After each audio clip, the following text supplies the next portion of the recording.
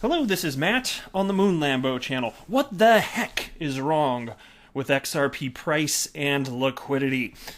In short, nothing. That's my opinion, but I do love me a good Twitter discussion on such topics.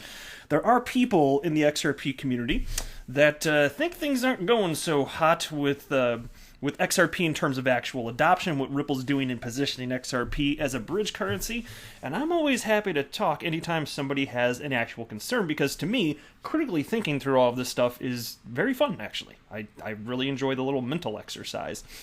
And just going through stuff like that is how we can ultimately get to the truth. Like, you take on ideas and concepts that are different from your own that other people have come up with. Just consider as many things as possible if you want to get to the truth. And so that's what we're going to do here. And also, good news, guys. Have you heard? You've heard me talk about that on this channel. This is the last day for the existence of Swift. That's right.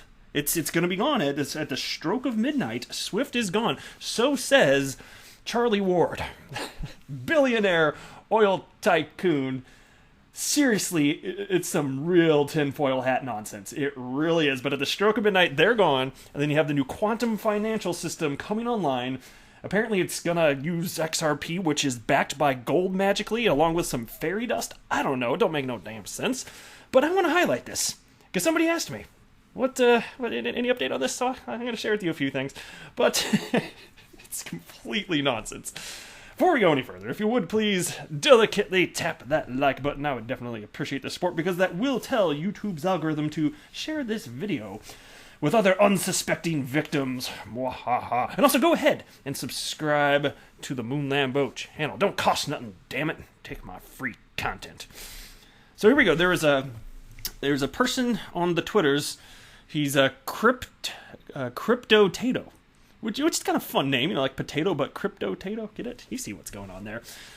And retweeted something from Liquidity Index Bot showing XRP/MX in, so that'd be, Mexican peso, a 28-day moving trend. So, retweeted that and wrote the following. Just arming my fellow Link Marines. Ripple's on-demand liquidity product has failed. Meme it. Zero use case for XRP. And so I saw that and I was like, well, either this is a troll move or this person really needs some more information. And either way, whether it's a troll move or I always think this when I approach stuff like this, whether it's a troll move or this person just needs more information, I like to engage regardless. If I have time, it's fun. Like, to me, it's enjoyable. And I understand that, especially if somebody's just being disingenuous, you're not going to change their mind. And in most instances, I don't think you can change somebody's mind anyway. Although later on I'll show you, he actually said, unless he was joking with me, he said that I actually did persuade him, and he changed his mind after my thread. So maybe he was just messing with me. I don't know. You can tell me. But for me, it's really more so about writing the truth as I see it, as I'm always operating in good faith, and I just want to share with everybody what I believe, what I know. I want to learn from other people too, of course, but when I'm typing this stuff up, it's not so much to change the individual's mind I'm perhaps debating or having a conversation with. It's more so, I know there are a ton of people on the Twitters, and people stop by and they come across all sorts of different tweets on the Twitters here, and a lot of people end up reading threads and learning stuff. And so what it comes down to is I want to engage from an intellectual perspective in the arena of ideas, and if my ideas and what I believe sounds more sensical, if it makes better sense, more reasonable, then people will be persuaded. And if they don't think that my stance is such, then okay, then fine. But it's really more so for those people to have an opportunity to think through critically and just arrive at their own conclusions. Now, I do want to be clear, I'm not a financial advisor. I don't have a financial background, not offering financial advice. Do not buy or sell because of me. I just have a real fun time talking about this stuff as a member of the XRP community and sharing with you stuff. And so, and by the way, he wrote, this is to my Link Marines. Well, I actually happen to own Chainlink, nothing against Chainlink whatsoever, but I will say XRP is actually functionally being used in enterprise software today. So when you write Crypto-Tato, a zero use case for XRP, that is literally untrue. So here's what I wrote. At first I thought this was a joke, but now I think your tweet is serious. And it did strike me that way. I wasn't sure at first. You can't tell if somebody's being sarcastic on Twitter always. But anyway, I wrote, you should arm yourself with information because you're incorrect. On-demand liquidity has not failed.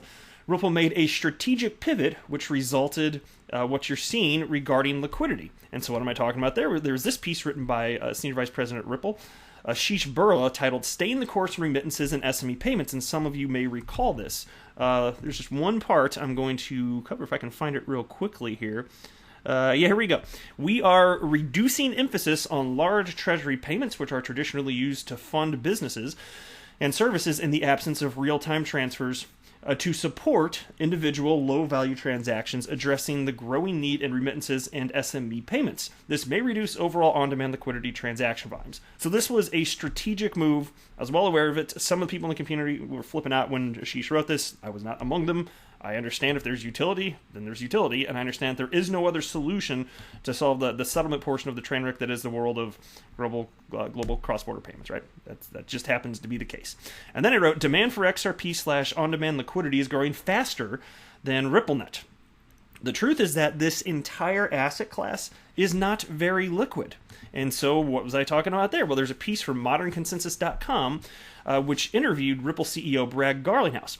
In a lengthy phone interview with Modern Consensus, Garlinghouse said that the company has actually throttled that growth because one of the things that's important when using on-demand liquidity is you have to have really good liquidity on both sides of the transaction.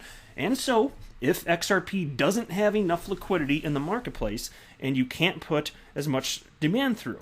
So how about that? It makes perfect sense, because I already understood firmly how important the blend of price and liquidity is in order to have transactions even possible. And so this was not the least bit surprising to hear this from, right?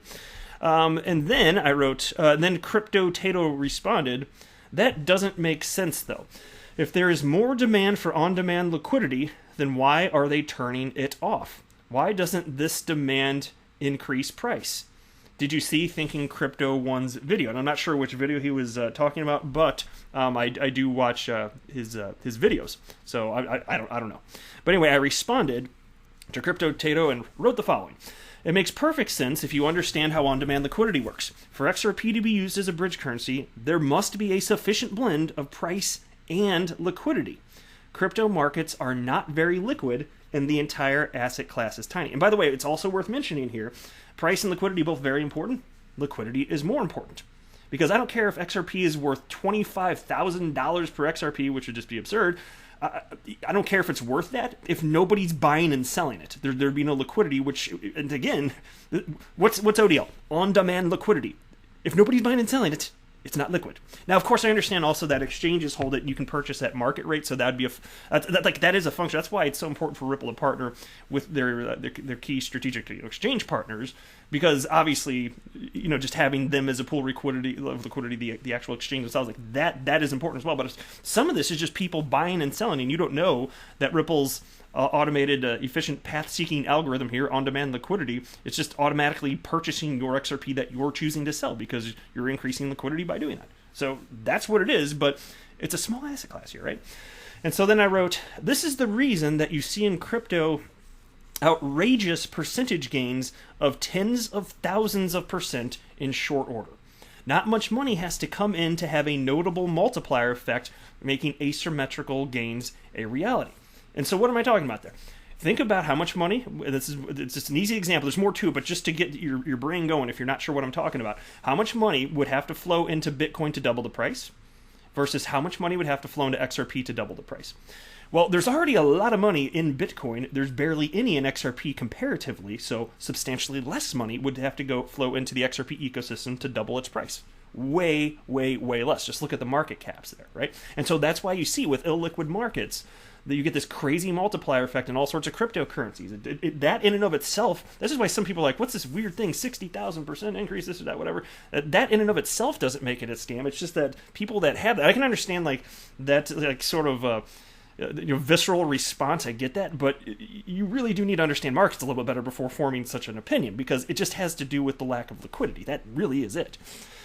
And then I wrote the following. As the market matures and more people and institutional investors enter the space, liquidity will increase, and that is what makes it possible for on-demand liquidity to function. On-demand liquidity simply takes advantage of the fact that people are trading XRP and exchanges function as pools of liquidity. As for XRP price, It's worth understanding that the vast majority of speculators are not sufficiently parsing out the difference among the 5,000 plus cryptocurrencies in existence today. Most people are betting on the asset class as a whole. Over time, I believe that utility will increasingly matter. Today, not enough matter about real-world usefulness of cryptocurrency. However, businesses utilizing on-demand liquidity literally need XRP to exist to fulfill their business model. For speculators entering the space that are armed with knowledge, it's important to understand this for longevity. And so check this out. I wrapped up by stating this. It's not the case that there is something mechanical about the usage of XRP via on-demand liquidity that increases price. Rather, because XRP is needed via on-demand liquidity, it should increase XRP adoption over a longer period of time. But you're not going to see that in short order. Crypto is too nascent. And so that's why I'm saying, like, Ripple only has so much power over this. Ripple, first of all, they don't get to choose the price of XRP. And as far as the liquidity, they're doing everything that they can to make sure that the partners they're strategically working with have liquidity. But there's only so much you can do. You can't make new people. You can't just force people to participate in buying and selling XRP on exchanges. So if there aren't enough, good luck. Wait until the asset class matures. And to me, that's the cold, hard truth of it. You just got to wait. It's not like there's a fault of Ripple, and this has never been done before. It's a baby asset class that most people don't understand and scares the hell out of tons of people. So, right? And it is highly risky. Like, I'm not pretending like it's not risky, but that's ultimately what's going on here. And so, to share an opposing viewpoint from an XRP community member, and I do love diversity of thought, which is why I'm going to share this, and I don't agree with what he wrote here, but here's the opposing viewpoint, the best one that I could find, from Arturo Portilla. Formerly, he was XRP Research Center. And so he also read the piece with Brad Garlinghouse is quoted about from Modern Consensus, and he wrote, "I wouldn't be reading the text below so enthusiastically. Garlinghouse said Ripple has actually throttled that on-demand liquidity growth because one of the things that's important when using on-demand liquidity is you have to have good liquidity on both sides of the transaction. And so, if XRP doesn't have enough liquidity in the marketplace and you can't put as much demand through, and so then he writes, this is a clear indication that the company needs to decrease its marketing budget and increase its product/market expansion budget." And I don't know how you get to that conclusion. This is my opinion. And I love discussion on this. So, of course, it's never anything personal when I disagree with anybody. I just have a different opinion. But I don't know what their budgets are. And so I would never assume that I know without having that private information what they would need to do in that regard. So I don't know how you could possibly, with lacking information, jump to that. But again, Ripple, like I said just a minute ago, Ripple only has so much power. You can't force people to jump into crypto. Like, you're going to advertise to the retail side, or if you're talking about market expansion budget, are you talking about throwing more XRP into exchange partners? Are you talking about somehow bringing them? Because if you say product/market expansion budget, you got to understand that like a lot of these transactions should just be coming from retail speculators that are adding liquidity to the market anyway. So I do not agree. And then he wrote, particularly interesting is that just a couple of months ago, Ashish Birla defended the payment of MoneyGram's market development fees by arguing that all payment companies had incentive programs. Now it looks like Ripple can't keep paying the incentives here. Now here's a response from All the Way 08, who I agree with. He responded to what Arturo Portilla had to say, and to me it just makes more sense. He wrote, "Of course people want to spin this in a negative light. New exciting products often have too much demand at first, and sometimes it's too much for one company to handle. Apple had trouble meeting iPhone demand, Nintendo had trouble with the Wii, and there are many other examples. All cryptos, to include Bitcoin, are relatively illiquid. I don't care if it's been around since 2009-ish. It's brand new in the scheme of things, whereas government-issued currencies have been around much longer and have all the infrastructure to support it. Cryptos and XRP don't." He's killing it here. And then he wrote, "This is going to take a long time. There are and will be more competitors. Make peace with it now. The alternative is not enough demand, aka a product no one wants to use, so pick your poison." I think he's absolutely hitting the nail on the head there. It really is just the fact that you're in a nascent asset class that's illiquid. That's the real culprit here. It's not that Ripple's failing or they should do something different. Like, they don't have that much power. My gosh. They really do not have that much power. You just got to wait for the asset class to mature. Seriously. And they are doing what they can. Like, there are signs that they are doing the little bit that they can, but it's a drop in the bucket compared to the general adoption of the asset class, which is what's really at the core of this. That's the real problem here. All right, next, I got this tweet from somebody named Sam, who wrote, "Moon Lambo, any news on the financial shutdown today?" And I wrote, I'm gonna share you, I'll read you my tweet. This was a joke, obviously. I wrote, yeah, it's still on, and so we're talking about Swift shutting down, global reset here. You see these weird words like this, and it's just like... Anyway, here's what I wrote. Yeah, it's still on. Charlie Ward hasn't told me any differently, and I'm incapable of thinking for myself. I also am prone to believing conspiracy theories because it makes me feel like I'm special. I'm the smart guy that's in the know. Feels good to be an insider like this. Obviously completely being sarcastic there. But I feel like that's how people are looking at it. Oh my god, I found secret information the rest of the world doesn't know about. I'm so special. No, you did not. You found a bunch of bogus stuff, and by believing it, you look silly. Like that's what it really is here. He's talking about XRP, and I'm not going to debunk all this in this video. I've already done that in other videos. But no, XRP will not be backed by gold, and Swift is not shutting down in 3 hours. Okay, like. Are you kidding me? It's freaking ridiculous. And so I tweeted this out, and this obviously I'm joking here as well. This is just a separate tweet I just put out into the universe here. Seems to have been well received. I got 122 likes so far, and I don't have a ton of followers on the Twitters here. But anyway, I wrote, last day of Swift existing. Do employees know they don't have jobs tomorrow? When do the operators of the secret new global money system tell the 11,000 banks using Swift they must switch? How are so many new clients onboarded at once without wrecking $5 trillion daily flows? And so have you guys thought about this? To any of you that thought maybe there was something to this and Swift was actually going to shut down at the end of today, like a few hours until I prove that this is wrong. Of course, they'll probably move the goalposts and say, no, now it's going to be another month or next quarter or year or whatever. So, there's that crap always happens when their stupid predictions don't come through here. But can you imagine this? So not only is there no evidence of any of this, you're just wild claims with absolutely no evidence. You're telling me that if this were true, and you have a system in place called the quantum financial system, that all of the people working at the banks, the 11,000 banks around the world, are you telling me that not one of them, let the cat out of the bag? Because you have to implement a software to make the messaging even possible for this new system, okay? And you would have done that with 11,000 banks, with what type of manpower? And it's a secret organization, and none of this word got out. And Swift, they're forcibly being put out of business. And you're talking about 5 trillion daily flows. It's just like seamlessly, snap of a finger, it's going to be all implemented into this quantum financial system. What a bunch of crap. Oh my gosh. I'm sorry, nothing against you if you fell for that. It's like people can trick people. I got that, and it's like sometimes things can sound convincing, but once I framed it like that, can you honestly tell me it makes the least bit of sense to remotely entertain this as something that's grounded in freaking reality? No, there's no freaking way. There's just no way. Oh, it's pure silliness here. Oh man.